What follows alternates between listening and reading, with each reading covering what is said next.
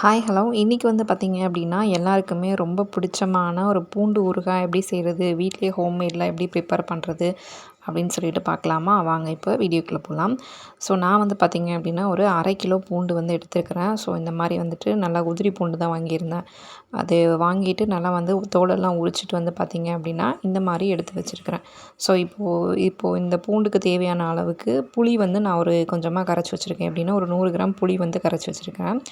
ஒரு பாத்திரத்தில் ஒரு ஒரு 1/2 கப் அளவுக்கு கடுகு சேர்த்துக்கலாம். அதாவது கிராம் கணக்கில்னா ஒரு 50 கிராம் அளவு கடுகு, உளுந்தம்பருப்பு நல்லா வறுத்து எடுத்துக்கலாம். அதுக்கப்புறமா வந்து பார்த்திங்கன்னா ஒரு 20 கிராம் அளவுக்கு வெந்தயம் சேர்த்துக்கலாம். இப்போ இந்த வெந்தயமும் நல்லா பொரிஞ்சு வந்ததுக்கப்புறமா இது ரெண்டத்தையும் தனியாக எடுத்து நல்லா ஆற விட்டுறலாம். அடுத்ததாக வந்து பார்த்திங்க அப்படின்னா ஒரு 1/4 லிட்டர்லேருந்து எண்ணெய் நல்லெண்ணெய் ஊற்றிருக்கிறேன்.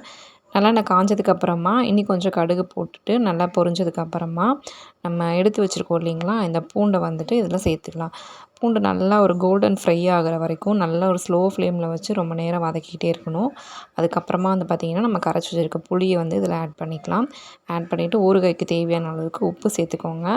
உப்பு போட்டுட்டு நல்லா மிக்ஸ் பண்ணிக்கலாம். இப்போ வந்து பார்த்திங்க அப்படின்னா ஊறுகாய்க்கு தேவையான அளவுக்கு மிளகாத்தூள் நான் சேர்த்துக்கிறேன். சின்ன குழிக்கரண்டியில் வந்து பார்த்திங்கன்னா ஒரு 2 1/2 கரண்டி அளவுக்கு நான் வந்துட்டு மிளகாத்தூள் சேர்த்துருக்கேன்.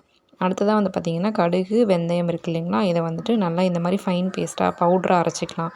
அரைச்சிட்டு இப்போ நம்ம கொதிச்சிட்ருக்கிற இந்த ஊறுகாயில் வந்துட்டு இந்த பவுட்ரை வந்துட்டு நம்ம மிக்ஸ் பண்ணிடலாம். மிக்ஸ் பண்ணிவிட்டு நல்லா கலந்து விட்டுருங்க. கட்டி சேர விடாமல் பார்த்துக்கோங்க.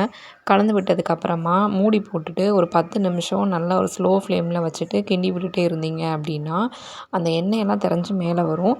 ஸோ அந்த டைம் வந்து பார்த்திங்க அப்படின்னா மூடி போட்டு ஒரு 10 நிமிஷத்துக்கு அப்படியே விட்டுறலாம். இப்போது நல்லா நம்ம ஊற்றின எண்ணெய் எல்லாமே மேலே வந்து திரஞ்சு நிற்கும்.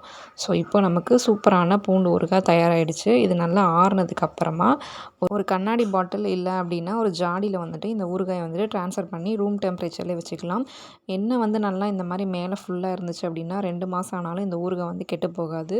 ஸோ எப்படி இருக்குன்னு சொல்லிட்டு கண்டிப்பாக கமெண்ட் பண்ணுங்கள். வீடியோ பிடிச்சிருந்தா லைக் பண்ணுங்கள், ஷேர் பண்ணுங்கள், சப்ஸ்கிரைப் பண்ணுங்கள்.